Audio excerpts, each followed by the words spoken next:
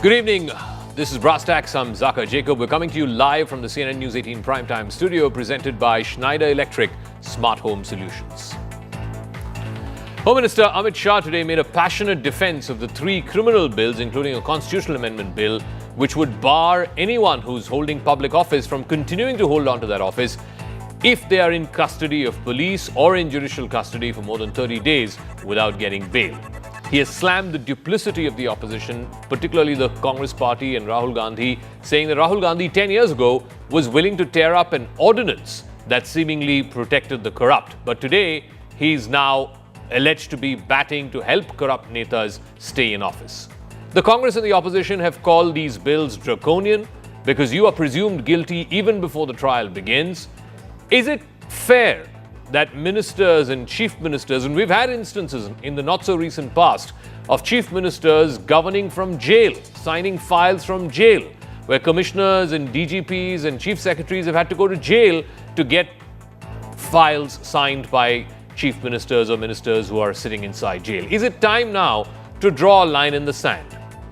If you are jailed for a Prevention of Corruption Act charge, which has a punishment of more than 7 years, you have to step down within 30 days, go ahead, clear your name through an investigation, through a trial, and finally through a verdict, and then come back and take your relinquished public office. Is it time now for that to be the basic standard in public office? But first, I want you to listen in to what the Home Minister said, and of course the various political reactions to it.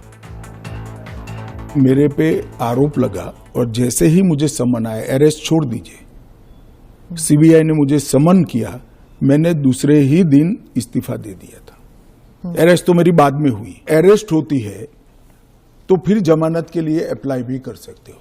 ये 5 stage आते हैं, रातों रात कुछ नहीं होता, मगर corruption में अगर आकंठ आप डूबे हुए हैं तो फिर तो अरेस्ट भी होगी, जेल में भी जाना पड़ेगा, इस्तीफा भी देना पड़ेगा।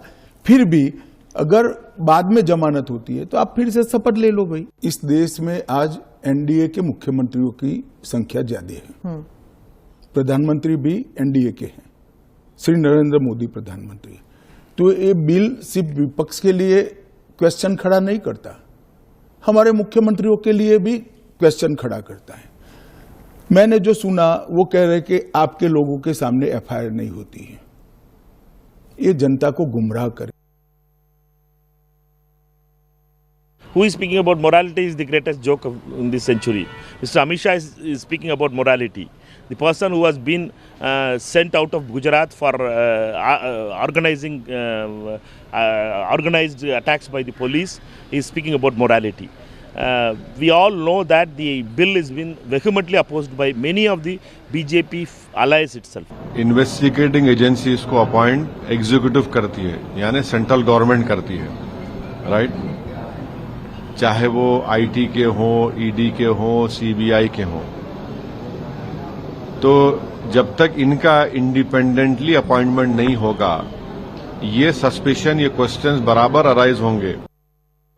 All right, I want to go for a quick political face-off. RP Singh, national spokesperson of the BJP, Brijesh Kalappa, spokesperson of the Congress party, joining us. Brijesh, it's a straight-up question. I mean, isn't it a question of, you know, if you're holding public office and if you're accused of grave corruption charges and if a court of law is not willing to give you bail, prima facie, then should you not step down from that public office, clear your name, and then come back?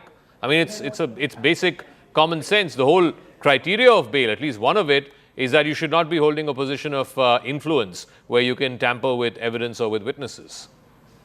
See, the basic principle which we have followed in law for many, many years, I think for over 250 years, is the Blackstone's ratio, which is that let 100%, persons go free, but let not one innocent person, suffer. And that's the Blackstone's ratio, which has been on since 1763 or something, right? Now, the first thing is that the basic principle is that innocent until proven guilty. Now, here is a situation where the BJP has been targeting opposition-led chief ministers continuously, whether it's Mr. Siddaramaiah, whether it's Mr. Arvind Kejriwal, whether it's the Jharkhand chief minister, continuously. So now I heard Mr. Amit Shah speaking. Mr. Amit Shah says that no, the number of BJP chief ministers is more or NDA chief ministers is more. Tell me which one is targeted. Nobody is targeted. So basically, the point of attack is the opposition. No, but Brijesh, is it fair, and we've had this in the recent past, where a chief minister was in jail for a good 6 months and was signing files from jail? That's a mockery of the people's democracy, the people's verdict. No, I agree. But who has created the situation? Who has foisted the false charges? Why has Mr. Satyendra Jain come outside today? Right? Why is the Jharkhand chief minister out at large? Now, I think these are very important questions. He was to resign, right? And then who was then made the chief minister in Jharkhand? Somebody who was in his cabinet and who took him over, who won him over, the BJP. Now, if the BJP wants to play its political game and wants to use the constitution to you play that political game, I don't think any of us is willing to play that game. RP saying the basic contention is the law as it stands up until now was if you're convicted under PCA, then you have to give up your public office. In this case, by asking a person to give up public office even before trial has begun, opposition is saying you're presuming guilty even before trial has begun, even before bail can be granted.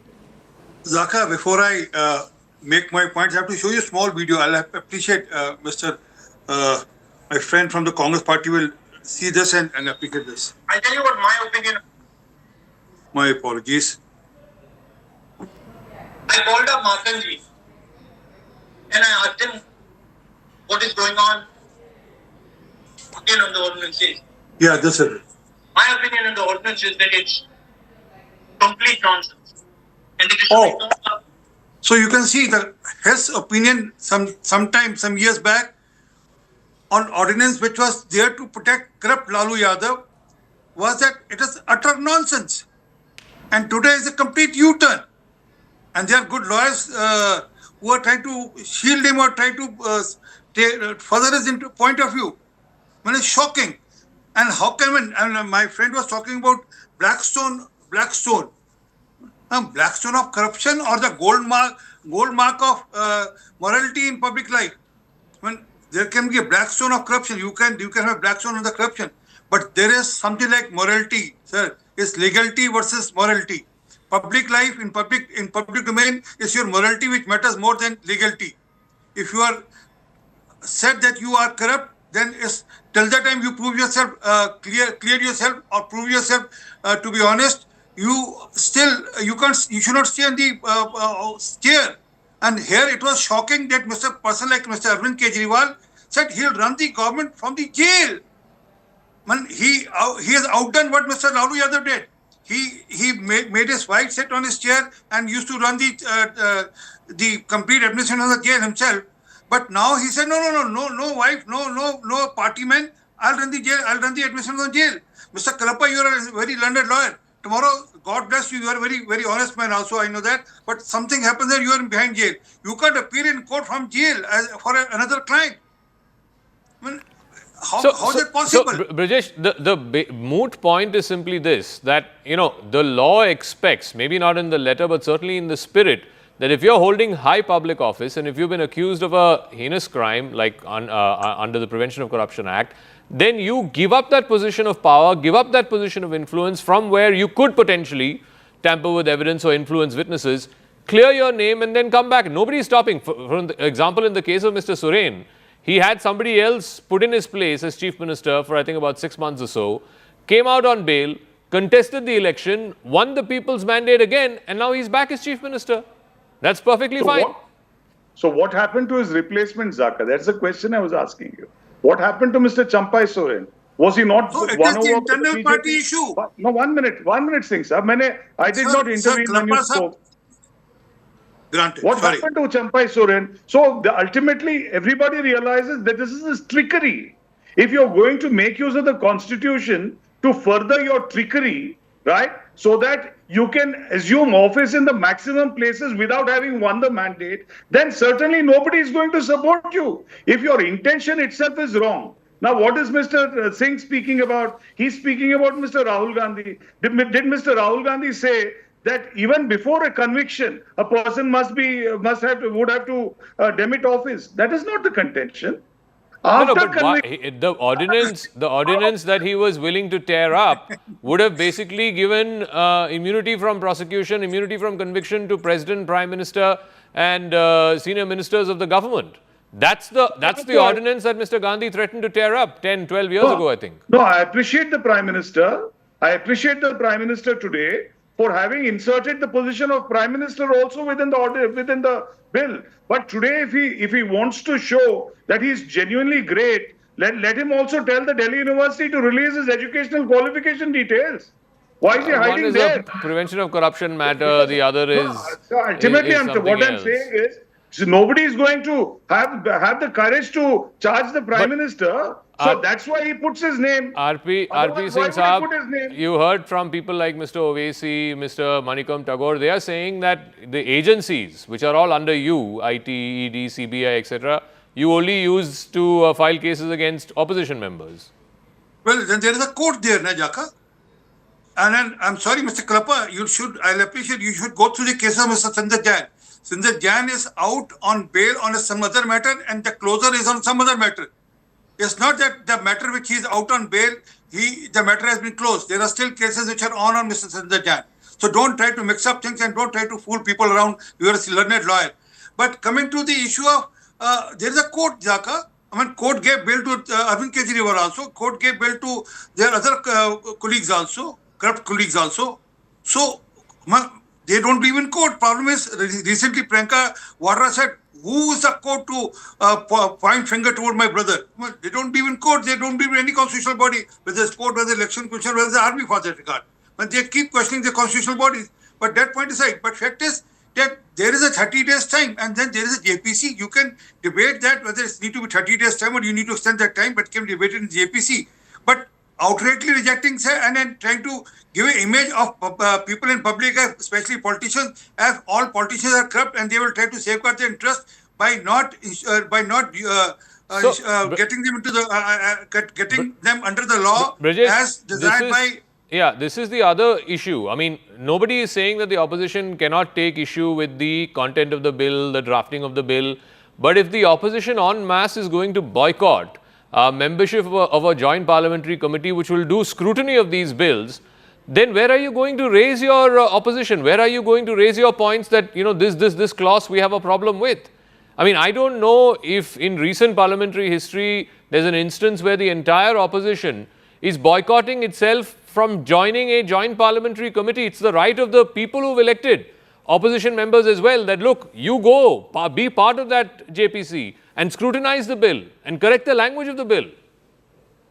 See, Zaka, I think as far as the Indian Constitution is concerned and the Parliament is concerned, you know, we as Indians ought to have a lot of respect regarding these institutions. Now, if there is a government which wants to do maskiri, which wants to do, you know, jokes within the constitutional system and wants to kind of win votes even while passing constitutional amendments, I don't think that's the ambit of, you know, the government. I think they should take their job more seriously. Everybody knows that this kind of a bill will not pass muster by any of the courts in the country. Because the basic premises are innocent until proven guilty. Now here, even the process is going to be the punishment. Why? As it is, it's punishment. But process itself is going to be punishment. No, but tell me, tell me, in the case of a certain minister called Senthil Balaji in Tamil Nadu, again, he was arrested on corruption charges. He was taken to jail. He refused to give up his ministership. The matter went all the way up to the Supreme Court, and the Supreme Court said, nothing doing. You have to give up your ministership. And he did. He had to resign because the court forced him to resign. The court said, you know, you can't be in a position of influence and think that, you know, oh, you can apply for bail also and you can continue to keep your ministership as well. So the point is the court has the final say in these matters. Where's the need for a constitutional amendment then? Are you going to pass a constitutional amendment for Mr. Senthil Balaji? Is the constitutional amendment which involves the entirety of parliament meant only for Mr. Senthil Balaji? No, not just one. No, what happened to Mr. Kejriwal, Mr. Sisodia, Mr. Jain? All of them went to jail and kept their ministerships for a period of time. And for opposition leaders. Basically, it is meant for opposition leaders, so BJP can do its dirty tricks from within government and outside RP Singh, again, their opposition is citing, you look at the cases that ED, for example, has filed. I think about 200 cases in the last 10 years have been filed against opposition leaders, of which conviction rate is less than 1%. Against BJP leaders, the number of cases that's been filed is barely in double digits. That's what the opposition is Zaka, please have your ask your research team to correct you. Conviction rate is 98%. If case doesn't, if the court doesn't give a decision, then it's not the fault of the ED. Their trial takes longer period. It's not the fault of the ED. So conviction rate is almost 98%. People who were charge sheeted, against whom the trial was completed, and then the conviction was 98% for people who were corrupt. But coming to the point, I can understand Mr. Kalappa's problem.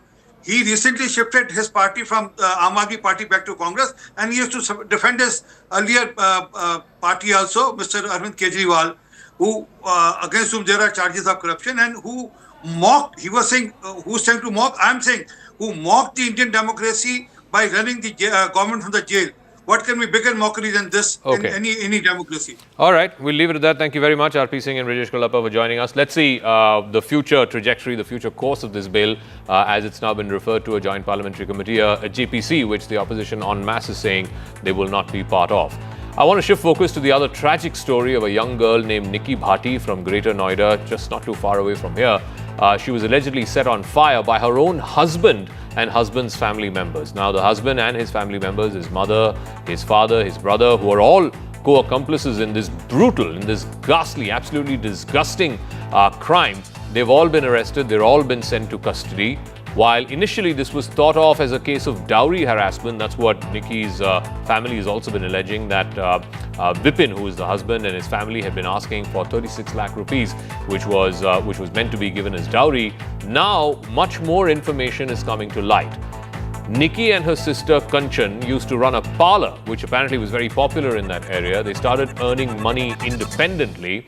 More importantly, they also built up a fair social media presence through Instagram Reels and other social media presence, which the accused husband and his family members did not like. So basically, here were two young, financially independent women who were putting themselves out there, who were being assertive, who were garnering a social media presence.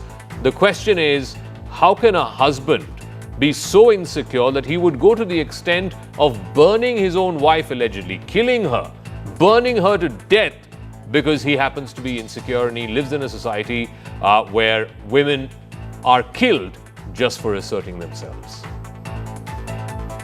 Sir, जो बच्चा मौजूद है वहाँ, जो मेरी बिटिया दूसरी मौजूद है, और आप इंस्टाग्राम पे वहाँ पे देख रहे हो वीडियो वायरल हो रही है कि जलती हुई बिटिया आ रही है ऊपर से, ये बच्चे इनको लेके भाग रहे हैं। मैं भी फैमिली वाला हूँ, आप लोग सब फैमिली वाले हैं। जो अपने बेचा को ठोकर भी लग जाती है ना, उसे भी डॉक्टर के लेके भगता, बुखार हो जाता तब भी डॉक्टर के लेके भगता।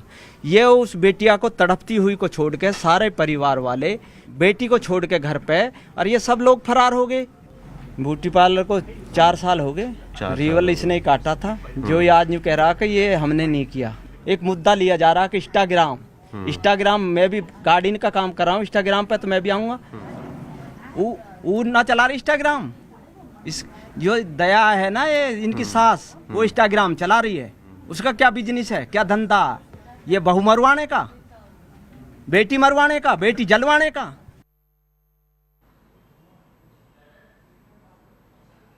मरी है? हाँ।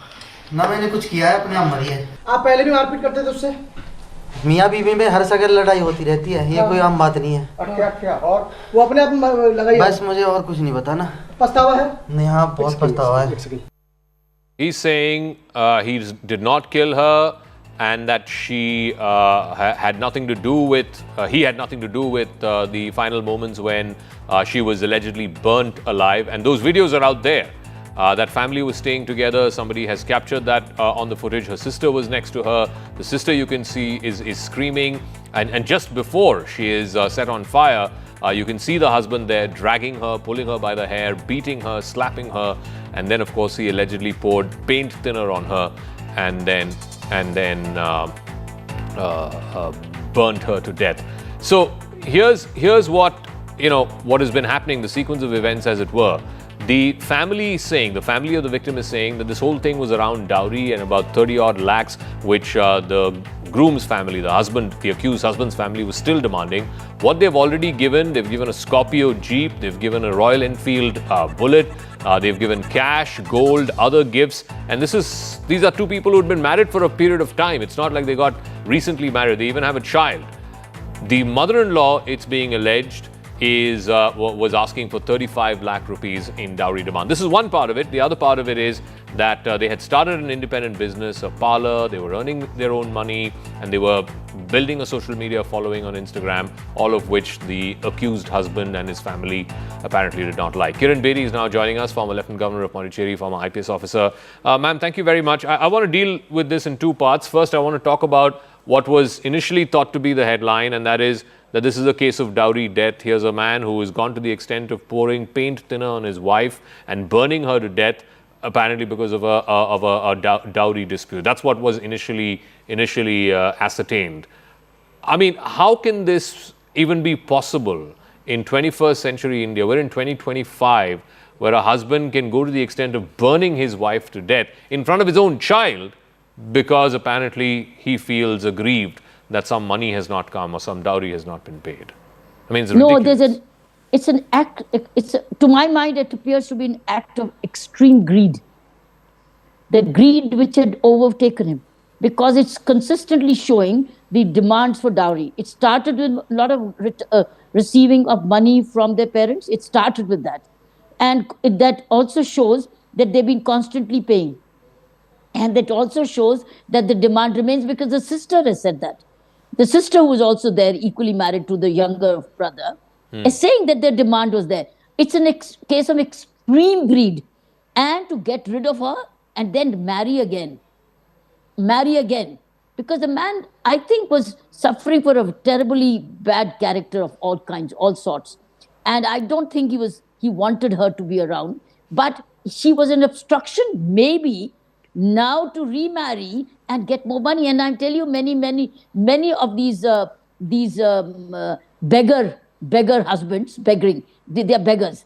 These beggar husbands or beggar son-in-law are doing this to remarry for more dowry. And very foolish parents around in our country, in our society, are offering their daughter also in such cases, because they are also waiting to get rid of their daughters, to move out of their home, to go in to marry their own sons again, to get another daughter-in-law. I'm telling you, marriage in India for women is a nightmare. So tell me, ma'am, we've had an explicit law to deal with this problem of dowry deaths, and it's one of the stringent provisions of law. We've had 498A when IPC was around. Now in the BNS it's a different section, but it's a very, very stringent provision. And it's been on the books for God knows 20 plus years now. And yet this problem continues to be rampant, as you said. So then what more can be done? Well, what more can be done? Very interesting. Corruption Act, when there's a giver and a receiver and both are together in it, what can you do? Similarly in dowry, where there's a giver and a receiver and there's nothing exposed and they continue to suffer in silence, what can you do? Unless you have women complaining against. I think what you really need is a re-education of the woman, because you are not able to re-educate the man. But I think it's an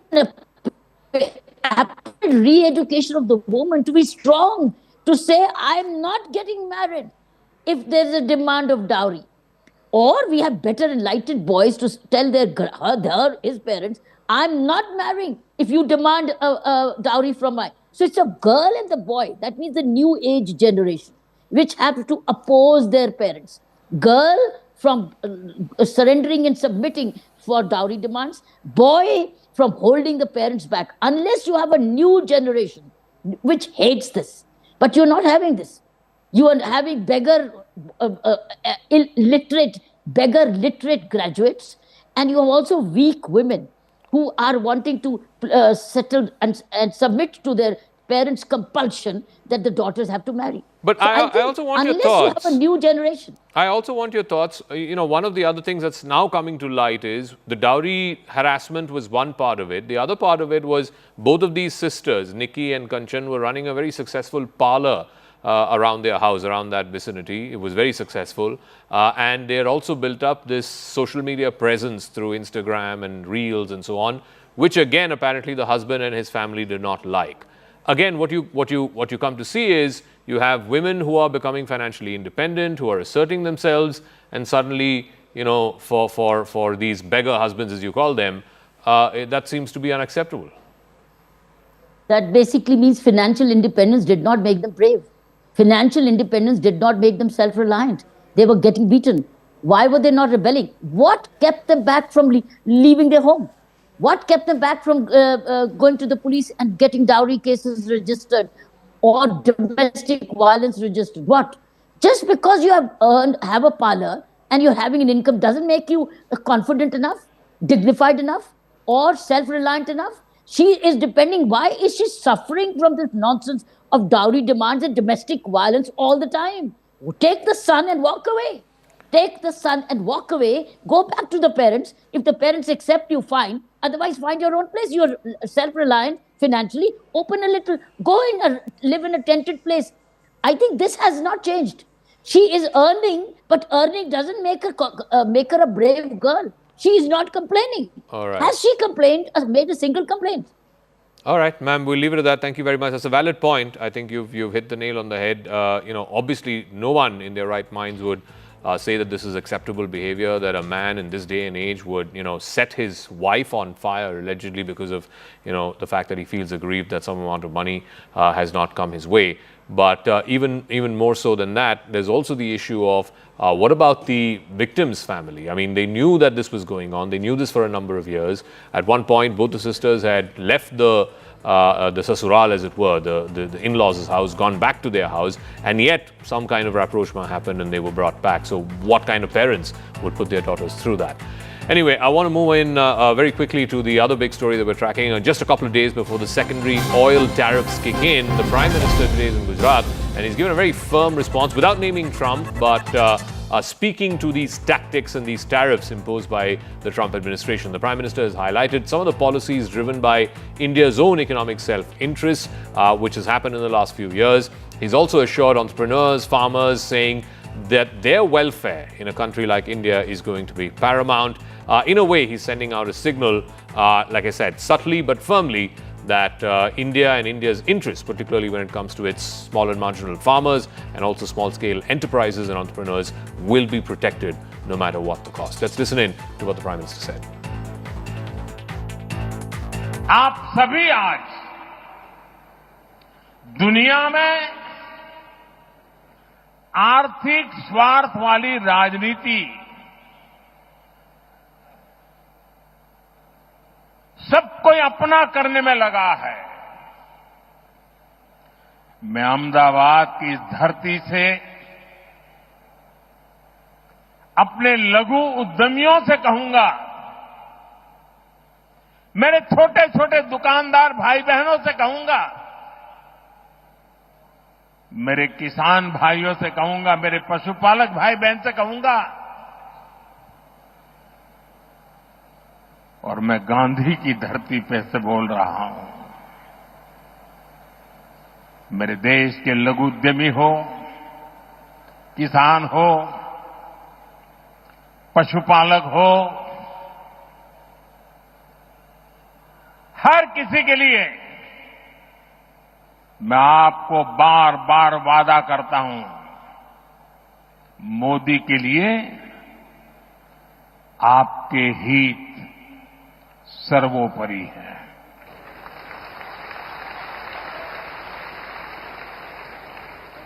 मेरी सरकार लघु उद्यमियों का, किसानों का, पशुपालकों का कभी भी अहित नहीं होने देंगी।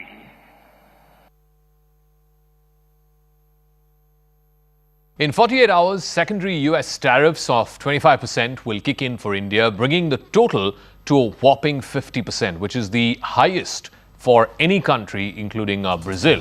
I think is the only other country which has a 50% tariff. So it's 25% reciprocal tariffs and 25% these oil tariffs, secondary sanctions that have been imposed on India. The additional penalty is being justified as punishment by the Trump administration for India's continued purchase of Russian oil.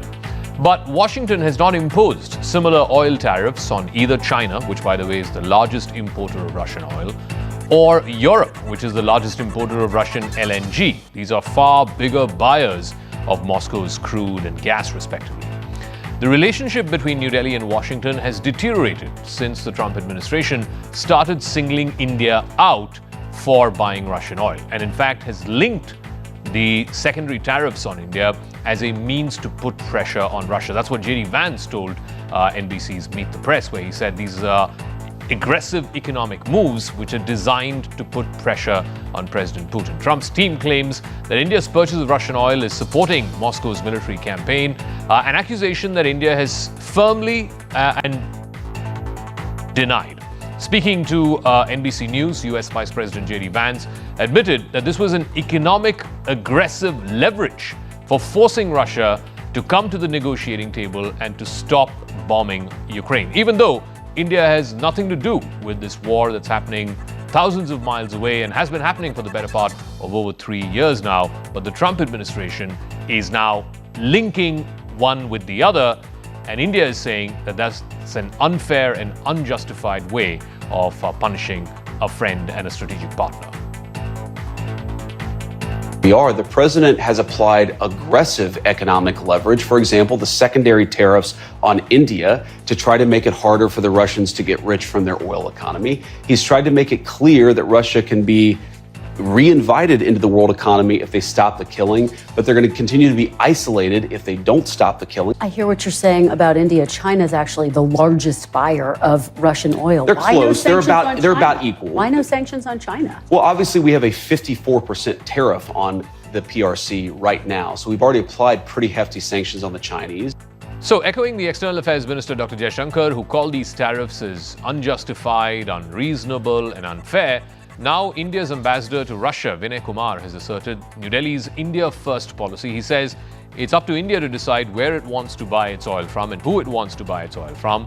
In an interview to Russia's state-run TASS news agency, Ambassador Kumar said that Indian companies will continue buying oil from wherever they get the best deal. He reminded that energy trade is actually a commercial decision.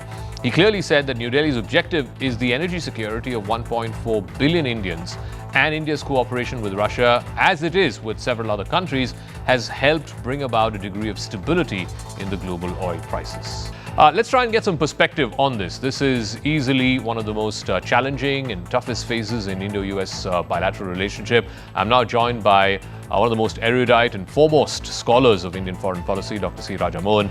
He's visiting professor with the Institute of South Asia Studies at National University of Singapore, also contributing editor with the Indian Express. Thank you very much, Dr. Mohan, for speaking with us. You've covered, the ebbs and flows and the highs and lows of the India-US bilateral relationship over the last 30 years.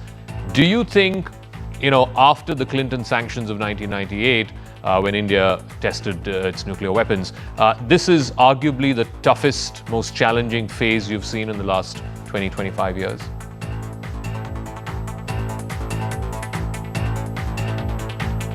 Absolutely. I think we've had many political back to 1974 after India's nuclear tests, and then many more in 98. I think the difference this time is the economic impact. That is, US is our most important economic partner. It is the most important destination for India's exports. And the targeted effort at limiting India's exports or punishing India through a policy of tariffs has a much bigger effect than the previous crisis. Having said that, I don't think that should make us feel as if nothing can be done. My sense is politics is always the art of the possible. And my sense is we must continue to look for ways to fix this problem. Because in the end, nothing is unsolvable. We are not fighting a war with the Americans. Yeah. Americans are not sitting on territory. It is a trade dispute, and it has a serious effects. But I think it is something India should be able to negotiate over a period of time. So the biggest concern in Delhi, and the foreign minister was speaking at an event a couple of days ago, and he says, it's been presented as an oil issue, but he says the problem, and this has been sort of Delhi's peeve with this entire secondary sanctions, is that Delhi is now being held responsible for Moscow's actions or Kiev's actions, in a way saying that, look, if Putin doesn't come to the table, we will squeeze you more so as to get him to come to the table. I think that's what J.D. Vance also said. This is an aggressive economic measure to get Putin to negotiate better. And Navarro says, the road to peace in Ukraine passes through Delhi. So willy-nilly, we are being held at fault for somebody else's omissions and commissions, if you will. Look, I think the minister is right. I think India is absolutely right to say this is unjust, unfair, discriminatory. But here is a fact. In war and love, as they say, there's no niceties. And I think we are caught between Russia and the West. And I think you can argue till the cows come home that this is unfair. But the world has never been fair. So the question is really a political question. How do we get over this?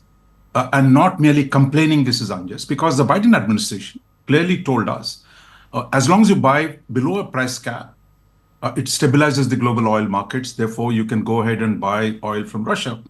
If you make that argument to the Trump people, they say, look, we don't care for what Biden did. In fact, they think Biden was stupid. So the problem is now we have become from being a stabilizer of the global oil markets to collateral damage in the war and peace between Russia and the United States. So China might be importing more, but they say China is already under some sanctions. So I think the challenge is this: we're in a international politics. Look, there's no court of justice. There's no dharma. It's not run on dharma principles. It is run on real politics. It's run on hard-boiled power politics. So I think we have a problem. I think what seemed a good deal to buy cheap Russian oil is now a political problem. How we deal with it in the near term is the issue. Here, I think Trump has made it very, very difficult for India by the public pressure on India. But there's Navarro, you mentioned, J.D. Vance. By constantly haranguing India in public, it makes it even harder for India to redirect, to diversify in any reasonable manner. So I think in the near term, I think we have to suck up the pain, show that we can bear some of the pain, and wait to see how we can resolve this issue, because this is, I think we must keep remembering, this is war between Russia and the West. We got inadvertently got caught in that war. Now the costs of that involvement are beginning to show up. So it is a political question. So, there's also this view that Trump is punishing India because, India did not give him credit for the ceasefire between India and Pakistan. When Operation Sindoor happened, he's mentioned it umpteen number of times. I've really lost count how many times he said that he brought about the ceasefire. There are some who say, a phone call between Prime Minister Modi and President Trump, where without saying that, oh, thank you for your mediation or thank you for your intervention, but finding a way in which you can acknowledge the role that the United States played, might actually solve this. Or you think it's gone too far out now with the public rhetoric, as you said, is too much for it to be pulled back even with one phone call? Look, I'm an optimist. I think there's nothing that can't be solved. I mean, I think if you look at the previous 4 years, Washington did not even make a phone call to Pakistan.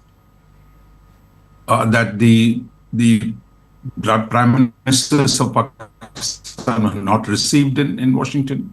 And now we say, look, the US is in a different relationship. So I think things change. I think that's one point.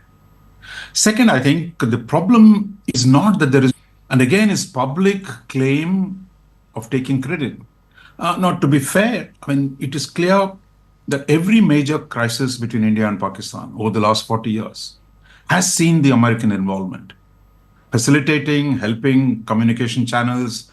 They've done it in every major crisis, going back to brass tacks of 1986-87 to Pulwama in 2019 and now Pahalgam.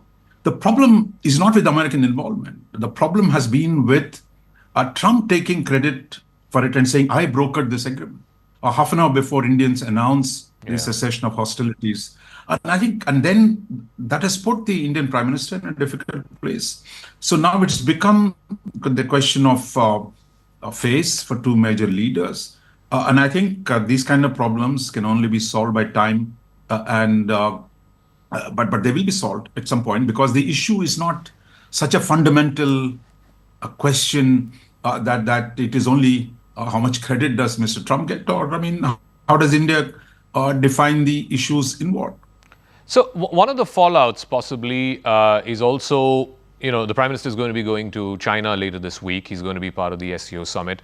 We're told there'll be a separate meeting between him and Xi Jinping on the sidelines of the SCO. There's going to be a meeting between him and President Putin as well.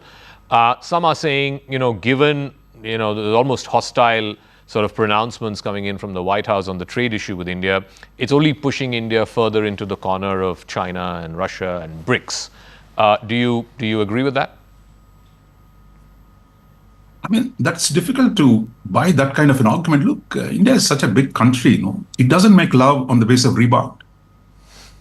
That because we are kutty with Trump doesn't mean we jump into the bed of Xi Jinping. Look, I think much of the normalization that people are talking about between India and China has been going on since October 2024, when the two leaders met in Kazan, and the previous 5 years since Galwan were very bad in the relationship. So if India-China start direct flights, 2 a week, 3 a week, 10 a week, you know how many flights go from Japan to China, and how many flights go from US to China? Hundreds and hundreds of flights go. So I think we are moving from a rock bottom to doing minimal things that neighboring countries should be doing. So if someone wants to present this as some kind of a dramatic breakthrough, I think we are hyping ourselves up and deluding ourselves, because after all, the US has imposed tariffs. It's not attacked India. But we have, with China, 4 major military crises: 2013, 2014, 2017, 2020. We say China is sitting on our territory. That's not the situation vis-a-vis the US. So therefore, the situations are not comparable. We've had a difficult period with China. Now, within the context today, the process that started in October 2024, whether it can be taken forward, yes, it can be taken forward. I mean, I think we've seen the restoration of visas. We've seen the restoration of Kailash Mansarovar Yatra. We'll have direct flights. There'll be more engagement. That I think as two large countries, that is natural to do. But it's nowhere near the scale of what China does with other countries. And then on top of it, it's one thing to say, look, we have a trade problem with the Americans. We have even a bigger trade problem with China. We have a massive trade deficit of about $100 billion. And that problem is not going to be sorted out in one meeting, or Chinese are going to be very nice because we're having a fight with the Americans. And I think China today is a manufacturing powerhouse. They're an exporting nation. They're not an importing nation. So your problem of diversifying your exports with the US market is blocked. The answer is not in China. I also want to get your thoughts on, so there's a new U.S. ambassador who's been appointed, of course, pending confirmation by the Senate, Sergio Gore. He's said to be in the innermost circle of President Trump, has access to the White House directly, has access to the president, has the president's ear. And one of the criticisms of the Indian establishment in the last couple of months has been that we've not cultivated people in the MAGA universe or people in the Trump universe who have direct sort of line or access to the president.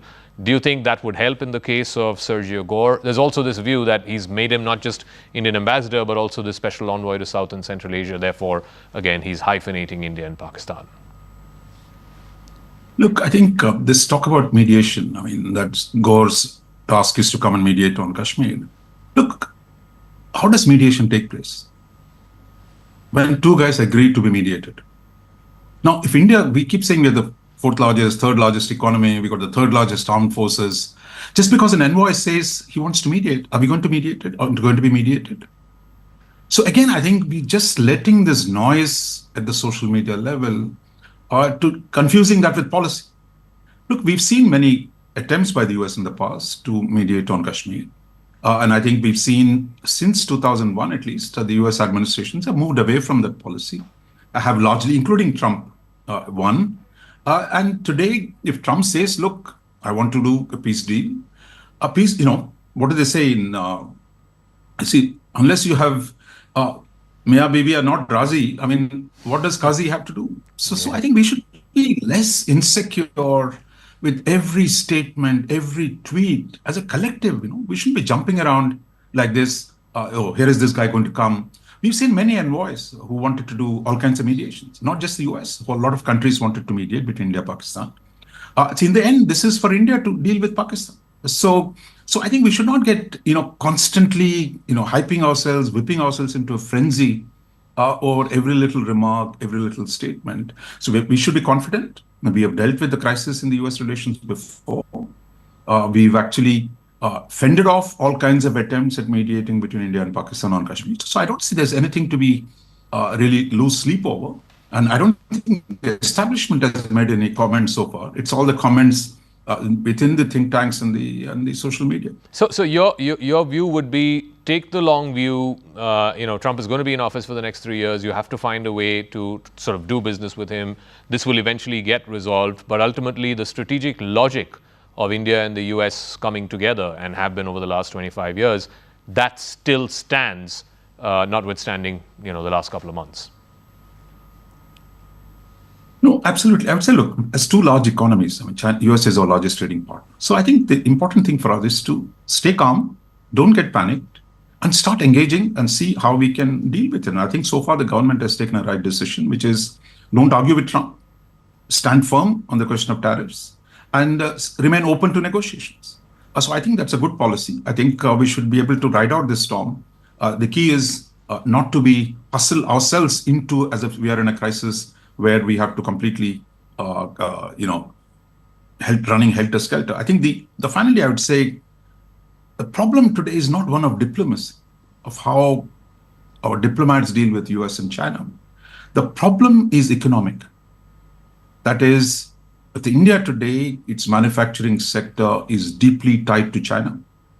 That unless our exports are tied to the United States, therefore, unless we modernize our trade policy, unless we modernize our manufacturing policy, unless we diversify the sources of exports, this problem can't be fixed by goodwill and that kind of stuff. So I think we have a task at hand. And I think this where the Prime Minister's statement the other day, that he's going to unleash an arsenal of reform. I think the answer is there. And the question is we'll wait and see what kind of an arsenal Prime Minister Modi has in mind. All right. Dr. C. Raja Mohan, it's always a pleasure speaking with you, sir. Thank you so much for joining us here on CNN News 18. So what is actually happening on the ground as far as this war between Russia and Ukraine is concerned? The United States is using India to pressurize India so that can put pressure on Moscow to try and get Putin to come to the negotiating table. But will it work? Yes, President Trump did get first President Putin in Alaska, 10 days ago. And then after that, he met with President Zelensky and other European leaders. They all sort of met with the US president. But ultimately, for peace to prevail, Ukraine will need to make a deal with Russia or risk losing a lot of its eastern territory. It's called the Donbass. And that is where much of this 3-year war has been fought. And this is where this 3-year war will end as well. Why do all roads to peace lead through Donbass? That's what I try to find out. Russia has taken a big chunk of territory in the eastern part of Ukraine known as the Donbass. Much of this war has been focused on who controls the Donbass. And the end of this war, if it were to happen, will revolve around whether Ukraine is willing to give up this region.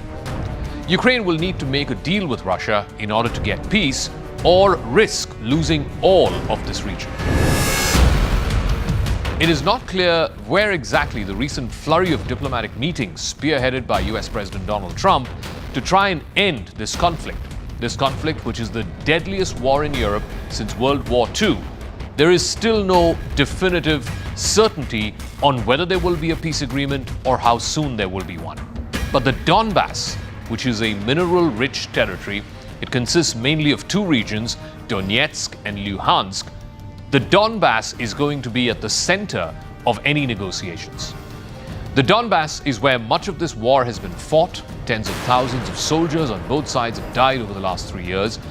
Russia is now trying desperately to seize the last remaining 2,000-odd square miles of the Donbass, which is still under Ukrainian control. Putin thinks his troops are winning on the ground. President Vladimir Putin of Russia has demanded that Ukraine give up all of the Donbass. His demand includes even the part of the Donbass that's run by Kiev, where more than 200,000 Ukrainians are living in cities like Kramatorsk and Slovyansk. For years, Putin tried to use the Donbass to manipulate the Ukrainian government. Before the invasion happened in 2022, Putin exploited a Russian-backed insurgency in the Donbass region. This was the wedge against Ukraine's hopes to join Western alliances like NATO. And now in the fourth year of this war, Putin wants to seize the entire Donbass, all the way up to Crimea. And if he gets that, Donbass plus Crimea, it will give Russia a strategic corridor which will act as a buffer zone between Russia and Ukraine in case there is a future conflict. Most Ukrainians oppose conceding any territory, forget about giving up all of the Donbass to Russia, and the Ukrainian constitution explicitly prohibits any government from surrendering territory. Zelensky faces the tough choice of either supporting something as unpopular as giving up the Donbass or risk drawing the anger of both Putin and Trump. And after the blow-up that happened in the White House last February, both Ukraine and Zelensky in particular will not want a repeat of that episode. It is a poison pill that Ukraine will have to swallow, and it doesn't have a choice. Zelensky has avoided questions from journalists about whether his government would be willing to give up land. But he says this is something that can only be discussed between him and Putin, and he doesn't want to jump the gun. Putin, incidentally, has still not agreed to meet Zelensky. In fact, even over the weekend, the very combative Russian Foreign Minister Sergei Lavrov made it clear that as of now, there is no plan for a meeting between Putin and Zelensky. The only way Zelensky could end up convincing a large number of Ukrainians to give up territory would be if it is in return for an American-backed security guarantee. President Trump has said that he's open to some form of American backstop to these security guarantees. Of course, the bulk of the load will be fronted by the Europeans, but he's ruled out sending any American troops as peacekeeping or otherwise to Ukraine. But the guarantee that America is backstopping and front-loaded by the Europeans, it'll have to be strong. It'll have to be a mixture of European troops on the ground and American air support. It's only this that could deter Russia from a future attack, and in fact, this would be the only credible security guarantee. Ukraine, after three and a half years of this bloody and bruising battle, seems to have reached a point where it could accept conceding some amount of territory for a peace deal if that deal is backed by Western security guarantees. Trump has framed these territorial concessions, he calls them land swaps, meaning Ukraine will have to give up some land, Russia will give up some land in return. It suggests that Russia, which currently controls about 20% of Ukraine, might actually give up some of that territory back to Ukraine for Russia to get possibly the entire Donbass in its kitty. The Trump administration believes that these land swaps are really beneficial for Ukraine because they believe that the Donbass will eventually fall. Perhaps it will fall very soon. And once that happens, then Ukraine will have no other cards to negotiate. Giving up the rest of Donbass now would also mean handing over cities and fortifications and trenches that could help Russia begin a future invasion. The Donbass used to be seen as a pro-Russian part of Ukraine. Thanks for tuning in to Brass Tacks here on CNN News 18, which came to you from the CNN News 18 Primetime Studio, brought to you by Schneider Electric Smart Home Solutions.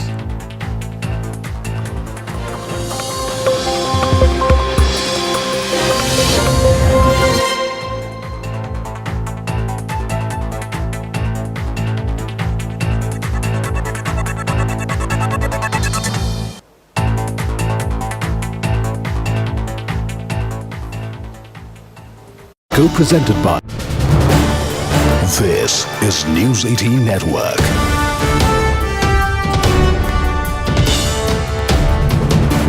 India's largest news network. In fact, going back to Pallavi, many would see this as some sort of a soft Hindutva approach by DK Shivakumar, which is now is in a series of statements that he's made on multiple issues. Just last week, he was the first one to come out and say that perhaps he's suspecting a smear campaign against the Dharmasthala temple, when the state government had taken a different line, or going to sharing stage with Sadhguru alongside Mr. Amit Shah. Various of these aspects, many would see this as soft Hindutva by DK Shivakumar, who has time and time again said he's somebody who believes in God and practices his faith, and that has nothing to do with his politics or in which party he is. Well, a couple of quick points here, and Harish, you would know this better than me. I mean, there's no doubt about the fact that DK Shivakumar is extremely religious and devout. I still remember when I was in Karnataka and I had tracked him to his constituency, Kanakpura, when he was filing his nomination papers. He spent around a good 2 hours first doing an in-depth puja before he filed his nomination. There are multiple stories on how before he does or takes any important decision, he actually seeks divine intervention. Look, there are leaders within the Congress like Digvijay Singh, like a DK Shivakumar and many others who make the point that being religious, going in for Hindutva doesn't mean that you agree with the BJP or the RSS ideology. In fact, Rahul Gandhi has always said that our idea of Hindutva or Hinduism is very different from that of the BJP plus the RSS. RSS and BJP look at religion from the prism of dividing people, whereas for us, religion also means you unite people irrespective of which religious belief you follow. So therefore, this argument will not cut much ice with the supporters of DK Shivakumar if he's accused of indulging in soft Hindutva to indulge the RSS or the BJP. And also I remember Rahul Gandhi once had told us that, you know, it's very important to know your enemy. That's exactly the kind of words which have been used by DK Shivakumar. He said, I've read multiple books on the origin of the RSS. I need to understand where they are coming in from, which is why it is important to study them. That is the explanation which is being offered by DK Shivakumar. Now we'll have to see how much of a trouble his own opponents within that party are able to create for him. Absolutely. Thank you, Pallavi, for joining us. In fact, Roni, stay with us because the next major story is also... In fact, before heading to the next story, we'll quickly go across to Mr. Ashok Gowda, the spokesperson of the BJP, who is joining us on the phone line. Mr. Ashok Gowda, we have seen DK Shivakumar